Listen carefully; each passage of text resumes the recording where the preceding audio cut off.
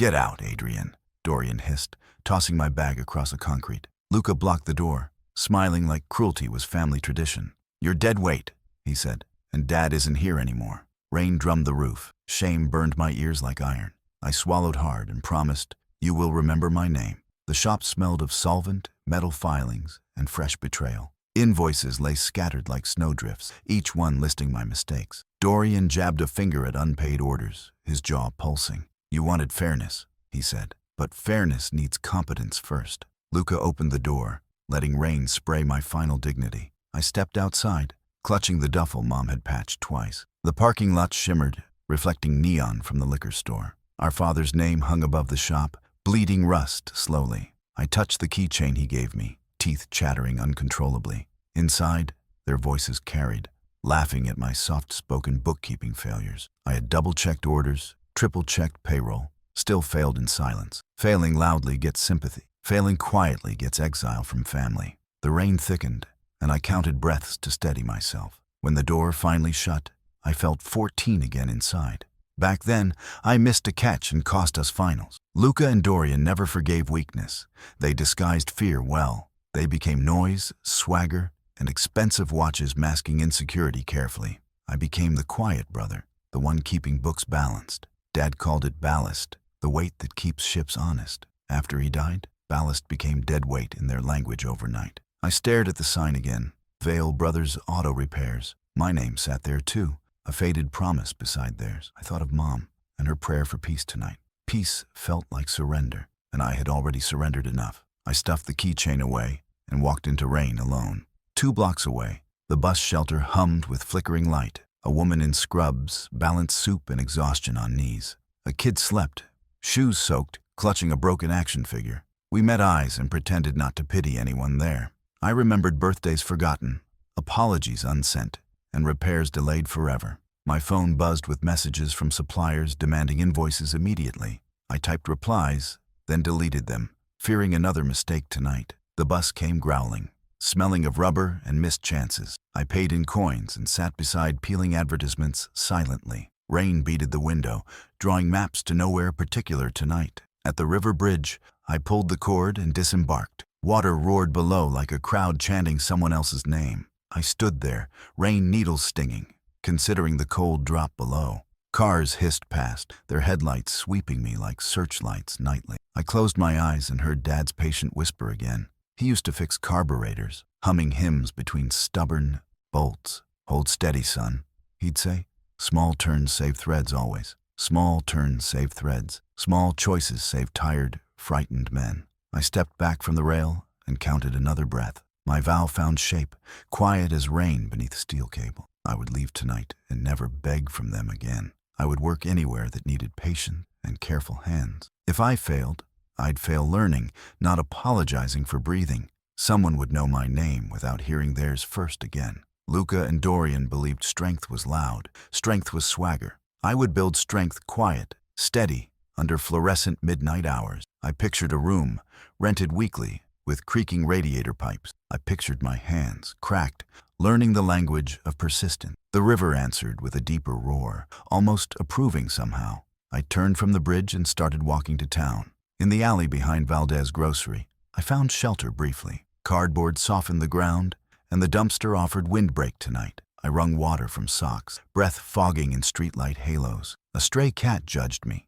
then curled against my shoe. I whispered my name, Adrian Vale, practicing my future voice. It sounded different now, not attached to anyone else anymore. Somewhere my brothers laughed over beers and borrowed glory again. Somewhere tomorrow waited, ready to test my small turns patiently. I pulled the duffel close and honored the promise tonight. They threw me out. I would make them remember everything. The next morning began with the kind of silence that eats sound. My shoes were still damp from the rain, stiff as cardboard. The city hummed without caring who had fallen overnight. I found a public restroom near the station and washed my face with freezing water. The mirror gave back a stranger with hollow eyes and grit behind them. I counted the cash left, $37 and a bus ticket stub. My brothers' voices still echoed in the back of my skull, laughter scraping bone. I bought black coffee and a roll from the kiosk, chewing through regret. People passed me fast. eyes fixed forward, as if poverty were contagious. I learned that morning how invisible a person could truly be. I found a shelter that evening, metal bunks, the smell of bleach and old blankets. Men there spoke in half sentences, their stories stitched with loss and whiskey. A man named Paul lent me a spare coat with broken buttons. He said, "You look like someone who doesn't belong here yet." His words clung to me longer than warmth ever could. Nights stretched slow, full of coughing, murmurs, and the drip of a leaking pipe. I dreamt of our old shop, the sound of wrenches hitting concrete. Every dream ended with the sound of Dorian's voice, cold as metal. I woke each time sweating, whispering my own name to remember it. Somewhere inside, a small ember of pride refused to die completely. Days blurred together as I searched for any kind of work. No one hired men with no address and tired eyes. I swept floors in exchange for food behind a diner near the harbor. The cook, an older woman named May, watched me clean like I meant it. She slipped me leftovers sometimes, pretending not to notice my gratitude. "Don't say thanks," she'd warn. "Just show up tomorrow." I nodded, swallowing pride with every spoonful of stew she offered. Each shift ended with sore arms and a heavier sense of purpose. At night, I'd sit on the dock and listen to water slapping wood. The world had shrunk to survival and small kindnesses from strangers. I stopped wishing for comfort and started craving quiet progress instead. Then came the letter from the landlord of our childhood home. It was addressed to the Vale family. Final notice. My hands shook as I opened it under a streetlight, heart pounding painfully. The house, our last piece of Dad's work, was being sold for debts. I realized my brothers must have ignored months of warnings deliberately. They'd kept me away not just from pride, but from truth itself. I wanted to rage, to scream their names into the night sky. But instead, I folded the letter neatly and slipped it into my pocket. Anger didn't feed me, and it wouldn't rebuild anything either. I swore to keep the memory of that house alive differently. That vow became heavier than any hunger I'd ever known. I began collecting scrap metal from alleys behind factories on weekends. My fingers blistered, my back ached, but the rhythm felt honest. Every clang against the bin reminded me I was still standing. Sometimes Paul helped, his laugh echoing across empty lots like courage. We sold enough one week to rent a tiny basement room together. The walls peeled, the window was cracked, but it was ours. I wrote my name on a paper taped to the door proudly. For the first time in months, I slept without flinching at footsteps. The rain outside sounded less like judgment and more like company. I realized rock bottom wasn't a place. It was a season you outlive. I started sweeping floors at a small garage on 9th Avenue, the kind that smelled of oil, steel, and stubborn men. The owner, a gruff mechanic named Hank, had eyes that had seen everything twice. "You know tools?" he asked, without looking up from the hood of a sedan. "Enough to not break them," I said, and he smirked like that was an acceptable resume. He paid in cash, no question, no paperwork, just 8 hours of noise and grime. My first paycheck barely covered rent, but it felt heavier than gold. Every bolt I tightened, every tire I patched, built back something inside me. At lunch, I sat outside by the dumpster eating from a lunchbox May had given me. The air reeked of gasoline and possibility. I didn't mind either. For the first time since being thrown out, my hands had a reason to stay busy. Hank wasn't kind, but he was fair in his own crooked way. He barked orders like shotgun blasts, but taught through silence when I got them right. "You listen better than most," he said one afternoon, wiping grease off his hands. I didn't tell him that silence had been my survival language since childhood. The other mechanics called me bookkeeper after hearing about my past. They laughed at first, but I never rose to the bait. I had learned that dignity grows in quiet soil. By the third week, Hank trusted me to run simple diagnostics. I worked through lunch breaks, learning the heartbeat of engines better than people. When I fixed an old Chevy's misfire that others had misjudged, he clapped once and said, "You've got hands that think." Those words carried me through every ache and every night of doubt that followed. Evenings became study time, my classroom lit by a flickering bulb. I borrowed manuals from the garage and studied diagrams until my eyes blurred. Sometimes Paul would drop by, bringing leftover coffee from the diner. "Still chasing ghosts?" he'd ask, sitting on the floor beside me. "Just building something they can't take apart again," I'd reply softly. He didn't understand, but he nodded like he respected the silence between my words. I started sketching plans for my own repair shop, even if it was just fantasy for now. Every screw, every gasket, every part number felt like a step back toward my own name. My brothers built on inheritance. I was rebuilding on lessons. That thought became the quiet fuel that never ran out. Months passed, and my back learned to live with pain, like an old friend. The garage felt less like punishment and more like a forge. I'd saved enough to buy a set of second-hand tools, rusted but reliable. The first night I brought them home, I laid them on the floor and whispered thanks. Each wrench carried a promise that my father's patience still lived through me. I stopped keeping track of days. Work became both prayer and therapy. When Hank got sick for a week, he left me in charge reluctantly. "Don't burn my shop down," he said, handing me the keys with a cough. I didn't. In fact, I fixed 4 cars faster than anyone expected. When he returned, the look in his eyes said I'd earned more than his trust. But word spreads fast in small neighborhoods. One afternoon, I overheard 2 customers whispering near the office. "Ain't that the Vale kid?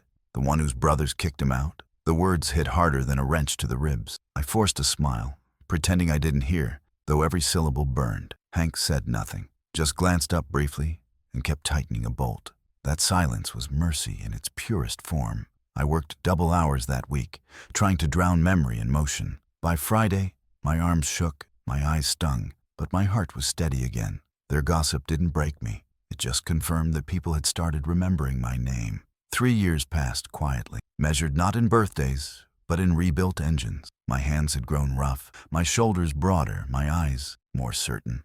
I moved out of the basement apartment and rented a small workshop near the train yard. The rent was cheap, the floor uneven, and the windows screamed for cleaning. I called it Vale Repairs, painted by hand in shaky letters across the glass. Some days, customers came by accident, mistaking it for a storage unit. But the first man who left satisfied told 3 others, and that's how survival began turning into growth. Every sunrise meant new chances to fix something broken that wasn't just machinery. My body ached each night, but it was the kind of pain that meant I was earning every breath. When the city slept, I worked on my sign again, tracing the name until it finally felt like mine. Work filled every corner of my life until loneliness became background noise. Paul had found steady work at the docks and visited when he could. He'd bring sandwiches, gossip, and laughter that filled the dusty room with warmth. "You're turning into one of those silent legends," he'd tease, handing me coffee. "Just trying to pay rent," I'd reply. But deep down, I hoped he was right. I fixed forklifts, vans, and even the occasional lawnmower if it kept the lights on. There were bad days too. Engines that wouldn't cooperate, and customers who never paid. But every failure added another layer to my patience. Late at night, I'd look at the glowing train yard outside and whisper to the memory of my father, "I'm learning your kind of quiet strength." The echo of metal against metal answered like approval. Winter was cruel that year, freezing tools to my fingers and hope to the floor. Business slowed, and the electricity bill grew teeth. There were moments I almost quit. But then May appeared one evening. She had retired from the diner, her hair now all silver and wisdom. "Still working miracles with rust?" she asked, smiling through the cold. She handed me a thermos of soup and slipped an envelope onto my workbench. Inside were names of people looking for honest mechanics at the harbor. "Word travels, Adrian. Keep at it. You fix more than cars." Her kindness thawed something inside me the frost couldn't touch. The next week, the first harbor contracts arrived, and my small shop began to breathe again. The soup stayed warm in my memory long after the pot was empty. Spring brought color back to the streets and a new rhythm to my days. I hired a helper named Miguel, a 19-year-old with loud dreams and greasy hands. He reminded me of everything I used to be before pride took a wrong turn. "You really think this little place can grow big?" he asked once. "Growth isn't size," I told him. "It's direction." Together we worked like clock gears, one turning the other when faith wavered. Customers began calling me Mr. Vale, a title that landed heavy with meaning. The sign on the glass didn't look shaky anymore. It looked earned. I could afford proper tools now, and even Hank dropped by once to check in. "Didn't burn the shop down, huh?" he said, grinning through pride he'd never admit. By summer, my name had started to travel beyond the train yard. A local newspaper wrote a short feature titled "The Mechanic Who Refused to Quit." The photo showed me mid-smile, grease on my face, truth in my eyes. Business doubled within a month, and so did responsibility. I bought a second-hand truck, branded it with Vale Repairs, and started making house calls. Every door I knocked on felt like one step further from the night I'd been thrown out. But inside, revenge no longer burned. It simmered into something softer, something cleaner. Success had started whispering louder than anger ever could. I no longer wanted to prove my brothers wrong. I just wanted to prove myself right. Still, there were nights when their laughter crept back into my dreams. I'd wake sweating, feeling the sting of that first rejection. But instead of bitterness, I now felt distant, like watching a storm fade behind the horizon. I realized revenge wasn't always fire. Sometimes it was simply survival with grace. The people who once mocked me now sent relatives to my shop for work. Every satisfied handshake became a quiet victory, invisible but immense. I had rebuilt not only engines, but my entire sense of worth. And though I never said it aloud, I knew deep down I was becoming someone worth remembering. The turning point arrived disguised as an ordinary Tuesday morning, gray and restless. I was tightening the last bolt on a delivery van when a black sedan pulled up outside my shop. The driver stepped out in a crisp suit, scanning the painted letters on the window. "Mr. Vale?" he asked, extending a business card with a gold crest. "Our company manages logistics for the new shipping terminal. We need someone reliable for maintenance contracts." I wiped my hands on a rag, my pulse quickening beneath calm words. He looked around the workshop, small, cluttered, but humming with life. "You run this alone?" he asked. "For now," I said, "but I build to last." He smiled, the kind of smile people reserve for competence they didn't expect. Within a week, I signed my first real corporate contract. The ink dried on the paper like proof that dignity had endurance. The work was brutal. Dozens of trucks needing inspection, engines whining at dawn. I hired Miguel full-time and brought in 2 more helpers from the docks. We worked 12-hour days fueled by cheap coffee and stubborn pride. Every sound of a running motor became a note in our growing symphony. The paycheck arrived in thick envelopes, heavier than I'd ever held before. I paid off old debts first, including the one May once covered quietly. She cried when I showed up at her door with flowers and cash. "You were always meant to rise," she whispered, squeezing my hand. For the first time, I believed her completely. That night, I sat outside the shop staring at the sign again, knowing my name finally stood for something solid. Success crept in slowly, like dawn seeping through blinds after a long night. More contracts came, bigger ones, each carrying new pressure but also validation. Hank visited again, pretending not to be impressed, but failing badly. "You're making me look lazy, kid," he said, though his grin betrayed pride. Miguel had grown sharper too, handling customers with confidence I'd never had at his age. Sometimes I caught him watching me like I was proof that survival wasn't luck. It was persistence. The noise, the movement, the endless cycle of repair had become music. I still lived simply, renting the same small apartment, eating the same cheap meals. But now I had purpose carved into every motion. Each paycheck felt less like money and more like forgiveness from the universe. Then came the letter that changed everything again. It was stamped with an elegant emblem, addressed to Mr. Adrian Vale, owner of Vale Repairs. Inside was an invitation to the annual City Business Awards. My shop had been nominated for Outstanding Local Enterprise. I stared at it for nearly an hour, afraid to breathe wrong. It wasn't about trophy. It was about validation, about finally being seen. The night of the ceremony, I wore my best jacket, creased but clean. The ballroom glittered with people who never knew struggle by name. When they called my business, the applause felt like thunder shaking years of silence loose. Standing there under the lights, I thought of my father's steady hands. In the rain-soaked night, I lost everything. I whispered under my breath, "You'd remember me now, Dad." After the ceremony, a journalist asked for a photo beside my company truck. "What does success mean to you, Mr. Vale?" she asked, pen poised over her notepad. I paused, feeling the weight of every failure that had led here. "It means having enough strength to stay kind," I said simply. The quote ran in the next morning's paper under a headline that made me laugh. "Mechanic with a heart wins big." Business exploded overnight. Calls came from across the state, partnerships forming faster than I could manage. I expanded the shop, adding new bays and hiring veterans struggling to find work. Each paycheck I signed felt like rewriting the story my brothers once told about me. Their version had ended in pity. Mine had only just begun. One afternoon, as we were unloading a shipment of new equipment, Miguel walked up holding a phone. "Boss," he said carefully, "someone wants to talk to you. Says it's your brother." The air thickened, tools frozen mid-clank, the past crashing through the present. "Which one?" I asked, though my throat already knew the answer. "Dorian," Miguel said quietly, handing me the phone. For a long moment, I just listened to the silence on the other end. Then came his voice, hesitant, smaller than I remembered. "Adrian, we need to talk." My hand trembled. Not from fear, but from recognition of how far I'd come. I ended the call gently and stared at the floor until the world steadied again. My time of proving was over. Now came the time of choice. The reunion came wrapped in politeness and expensive suits. A month after Dorian's call, a formal invitation arrived. Luca's wedding. Cream-colored envelope, gold lettering, heavy with the weight of forgotten family. For 2 days I left it unopened on my workbench, beside oil stains and socket wrenches. I told myself I wouldn't go, but curiosity doesn't die easy. When I finally tore it open, I read my name written cleanly, as if time hadn't made it a wound. Adrian Vale and guest, it said, as though I'd never been erased. Miguel saw it first. You going? He asked carefully, drying his hands on a rag.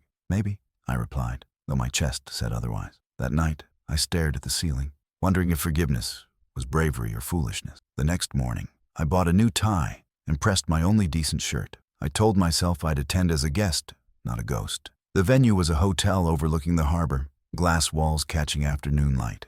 I arrived early, hoping to slip in quietly, but silence never cooperates when ghosts return. The valet greeted me by name, thanks to the headline from the paper. Inside, chandeliers glowed like melted gold, and laughter spilled from every corner. Luca stood near the bar, radiant, charming, exactly as I remembered. When he turned and saw me, his smile faltered, then froze somewhere between pride and disbelief. Adrian, he said softly, as if testing whether I was real. It's been a long time. I nodded, my hand steady, my heart less so. Congratulations, I managed. Offering a handshake, he hesitated before accepting. Around us, conversation dimmed like someone had turned the volume of the world down. Dorian appeared next, grayer, thinner, his swagger replaced by something quieter. You look different, he said, searching my face for the brother he buried years ago. So do you, I replied. His eyes flickered toward the guests, then back to me, guilt swimming behind the smile. You're doing well. We've seen the papers, he said, his voice trembling just enough to reveal truth. Vale Repairs, huh? Guess the name fits better now. I could have answered with bitterness, could have let years of anger speak for me. Instead, I said, it's just work, nothing more. But inside, I knew it was everything. They had thrown me out, and I had built something that stood taller than their pride ever did. The moment hung heavy, suspended between apology and denial. The ceremony began, and I took a seat in the back row, half hidden behind pillars of white roses. The vows felt sincere, but the words barely reached me. I watched Luca's bride, graceful and kind, wonder flickering across her eyes when she noticed me. Maybe she had heard stories about the brother who disappeared into the rain. Maybe she thought I was a distant cousin. I preferred that illusion. When applause filled the hall, I clapped softly, my chest calm, but my throat tight. Afterward, I stepped outside to the terrace, needing air that wasn't perfumed with nostalgia. The harbor stretched wide and silver beneath the evening sun. Somewhere far off, a ship horn echoed, deep and patient, like my father's voice calling from another time. Dorian found me there, holding 2 glasses of champagne. Thought you might need this, he said, handing one over. I took it without a word, watching the bubbles climb like fragile promises. You were always the steady one, he murmured, eyes fixed on the water. We thought we were protecting the business, but really, we were protecting our pride. His confession floated in the air, fragile as glass. I didn't answer. Silence had become my language of truth. We lost the old shop, you know, he continued, voice cracking slightly. Taxes, debt. We tried, but it wasn't the same without you. I finally turned to him and said, it wasn't supposed to be. That was all. Sometimes mercy is not in words, but in restraint. Inside, the music softened as the first dance began. Luca's bride laughed as he twirled her, happiness cutting through memory's dust. I stood in the doorway, half in shadow, half in forgiveness. Our mother's old locket glimmered on the bride's wrist. I hadn't seen it since the funeral. The sight hit harder than any insult ever had. Dorian followed my gaze and whispered, she wanted you to have that someday. I nodded, unable to speak, the years collapsing silently between us. He looked down, his face pale under the chandelier light. I'm sorry, Adrian, he said finally, the words trembling like they'd waited a lifetime for all of it. And for the first time, I believed he meant it. When the night ended, I slipped away before anyone noticed. Outside, the rain had started again, gentle and familiar. I stood under the awning, breathing in the scent of wet asphalt and old redemption. Through the glass, I saw my brothers laughing together, their joy softened by the ache of memory. I didn't envy them anymore. I didn't hate them either. They were just men, flawed, proud, frightened of being small. The rain washed the city clean around me, and I let it. When I finally walked to my truck, I felt something inside me loosen quietly. The past had already happened. What came next would be mine alone to choose. Days after the wedding, silence lingered heavier than words ever could. I returned to the shop, but even the hum of engines felt muted. Miguel noticed before I said anything. "You saw them, didn't you?" he asked, tightening a bolt without looking up. I nodded once, setting down the wrench slower than usual. The air smelled of oil and rain, the same scent that had followed me through every version of my life. "You gonna see them again?" he asked carefully. "They know where to find me," I said, though I wasn't sure if I wanted them to. The quiet stretched between us, not uncomfortable, just full of things better left unsaid. That night, I closed the shop early and drove to the old neighborhood, my headlights slicing through fog and memory alike. I parked near what used to be our family home, now half renovated and sold to strangers. Through the chain-link fence, I could still see the backyard where we once played baseball. Dorian pitching wild, Luca bragging loud, and me, steady, predictable, the one who caught what others threw too hard. The fence creaked as the wind pushed against it, whispering fragments of laughter that didn't belong to this time. I thought about all the years I'd spent trying to outrun a single moment, the night they threw me out, and now that they stood an apology, I didn't feel triumph. I felt the hollow ache of truth. Revenge doesn't heal, it just fills silence with echoes. My success hadn't rewritten history. It had only given me a front-row seat to its replay. I leaned against the fence and closed my eyes, remembering my father's voice. "Strength," he once said, "is knowing when not to swing back." I finally understood what he meant. The next morning, Dorian showed up at the shop. He stood by the doorway, awkward in a suit that didn't fit his new humility. "Can we talk?" he asked. Miguel gave me a glance and quietly stepped out the back. Dorian's eyes searched the walls, the tools, the floor, anywhere but my face. "I saw what you built," he said softly. "It's more than we ever managed." I didn't answer, just kept cleaning my hands, letting silence weigh him down. "I shouldn't have said what I did that night," he continued. "Dad trusted you, and I envied that." His confession fell between us like a wrench dropped on concrete. Sharp, final, unavoidable. "You wanted to be him," I said quietly, "but none of us could." His eyes shone, and he nodded slowly. "Finally honest. You're right, and I ruined everything trying." For the first time, I saw not my enemy, but my brother, aging, scared, tired of pretending he was strong. "The shop's gone," he said, his voice small. "We lost it all. Luca tried to rebuild, but he stopped, swallowing the rest." I placed a rag on the counter, the motion steady, deliberate. "You thought throwing me out would save it," I said, "but it was never the business that needed saving." He looked up, confused. "It was us," I added quietly. His shoulders slumped, as if the truth itself had weight. He walked around, running his hand along a tool rack, tracing each shape like pennants.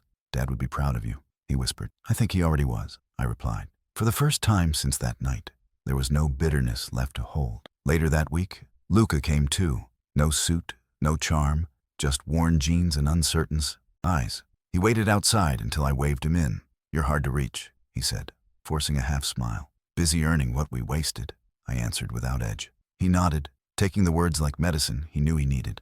"I owe you more than an apology," he said.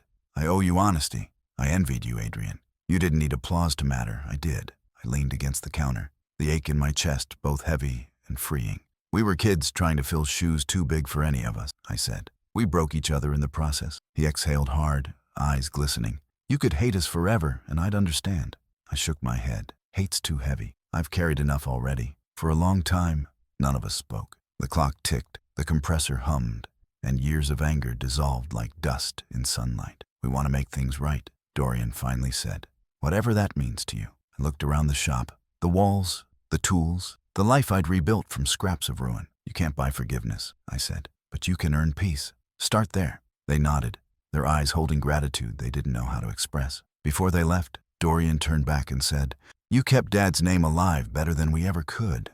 I didn't answer, because sometimes forgiveness doesn't need witnesses. After they drove away, I stood at the doorway for a long while, watching their car disappear down the street that once led me to exile. The world was quiet again, but this time it felt lighter. The days that followed felt quieter than any I remembered. Not empty, just calm, like a storm that had finally run out of reasons to rage. I kept working, though not with the same fire. The shop no longer felt like a monument to pain.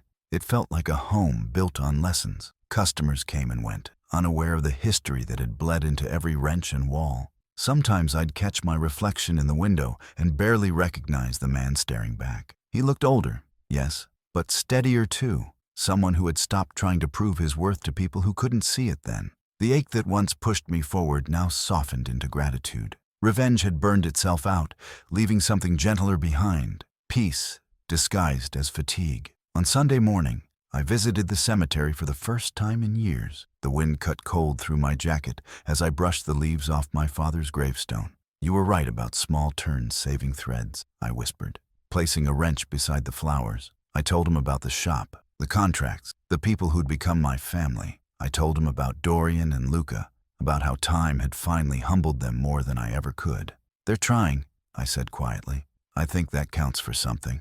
The air around me felt lighter, almost approving. For the first time since he'd passed, I didn't feel like I owed him success. I felt like I was simply continuing his work. Strength, I realized, wasn't about never breaking. It was about knowing how to rebuild afterward. That evening, Dorian stopped by again, not with guilt this time, but with quiet companionship. We sat outside the shop drinking coffee that had long gone cold. "I drove past the old house," he said softly. "The new owners planted roses where Mom used to hang laundry." I smiled faintly. "Guess something beautiful finally grew there." He nodded, his eyes glimmering under the streetlight. "Luca wants to visit next week.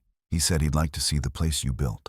The thought didn't sting like it once might have. "He can come by," I said, "as long as he knows it's not a tour, it's work." Dorian chuckled, the sound fragile, but real. For a moment, it almost felt like we were brothers again, not exiles of our own pride. The silence that followed was full, not empty, like a wound learning to close. Later that night, I sat alone in the office. Lights dim, paperwork spread across the desk. My father's keychain hung from a hook on the wall, polished smooth by years of handling. I stared at it for a long time, remembering that night in the rain, when it had felt like the last thing tying me to a family. Now, it was just metal, ordinary, but honest. I realized then that my vow had already been fulfilled. They did remember my name, not because I shouted it, but because I lived it right. The kind of revenge that leaves no scars, only quiet proof. I picked up the keychain, turned it in my palm, and smiled to myself. "We're good now," I said softly, unsure whether I meant my brothers, my father, or me. Maybe all three. When Luca came the following week, he didn't arrive with apologies or explanations. He walked in slowly, eyes tracing the walls filled with framed photos of the crew, the customers, the laughter that built this place. "It's beautiful," he murmured. "You did this without us." I nodded. "No," I said after a moment. "I did it because of you." He looked confused, so I added, "You gave me a reason to start again." Pain builds stronger foundations than comfort ever could. He swallowed hard and smiled, tears threatening but refusing to fall. We stood there for a while, saying nothing, just breathing the same air after so many years of distance. When he left, he gripped my shoulder the way Dad used to, firm, forgiving, final. As autumn settled in, the days shortened, and the shop's lights glowed warm against the early dusk. I caught Miguel humming while he worked, a sound that reminded me of Dad's old tunes. Life had become simple again, just work, laughter, and quiet evenings. Sometimes, when the city lights flickered through the windows, I'd think of the boy I used to be, standing in the rain outside that shop, clutching a duffel bag full of shame. I wished I could tell him it would all make sense one day, that he wouldn't need to shout, fight, or hate to be remembered. That sometimes, the best revenge is a calm life, lived on your own terms. Now, when I lock up the shop at night, I look up at the sign one last time before heading home. Vale Repairs. The name no longer carries bitterness, it carries lineage. I smile knowing that somewhere, my brothers think of me when they see it. Maybe they feel guilt, maybe pride, maybe both. Either way, the story has come full circle, and I don't need to rewrite it anymore. I turn off the lights, step into the cool night air, and breathe like a man who finally understands peace. If this story touched you, please like and share, and tell me, should I forgive my brothers or stay silent forever?